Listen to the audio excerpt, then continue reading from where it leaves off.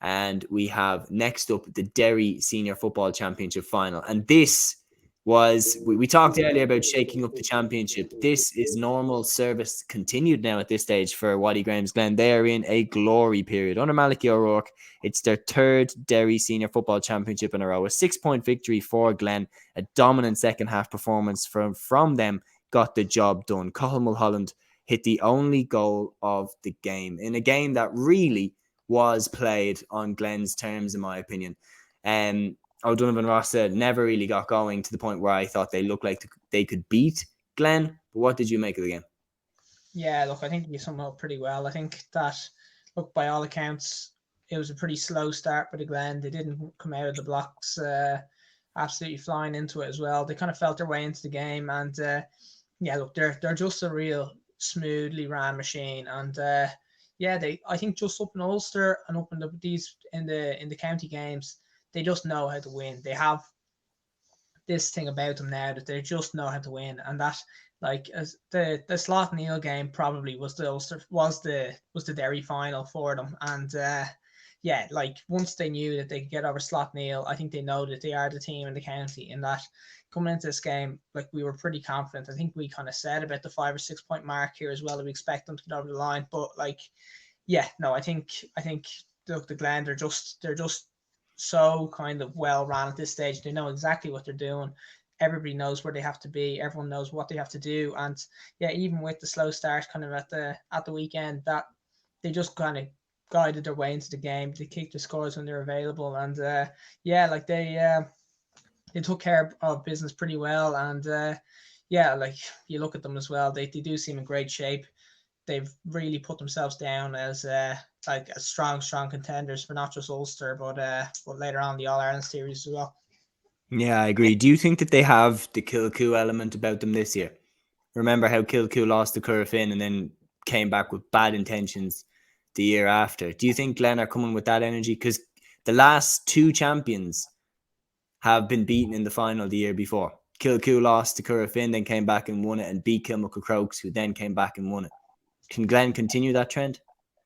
Yeah, look, I think they can't be any more motivated. It's like, considering the whole hullabaloo last year, the 16-man thing as well, that the way they just kind of the drama that came there, like, you can't have a better motivator than that. And you look at how Leinster shaping up, they're probably looking at it right now, and I'd say they're thinking, like, we're well on course for this Kilmacud rematch. And like, yeah, look, Ulster will have to come first, and they're gonna have some absolutely huge tasks along the way. Potentially they might have to face Kilcoo along the way to get there, but I'd say in the back of their minds they're probably thinking, geez, we'd love to have another crack at Kilmacud up in Croke Park.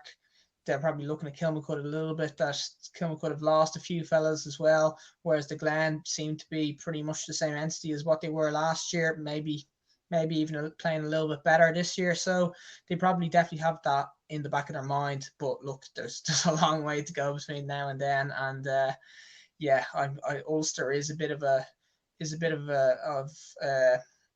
mine up there. Like, it's yeah, there's going to be some real potential banana skins up there too that they'll have to get out of first. And yeah, if they do face off in a potential Ulster final, like, people are maybe predicting that if they both get there, like, they'll have an almighty task against Kilcoo first.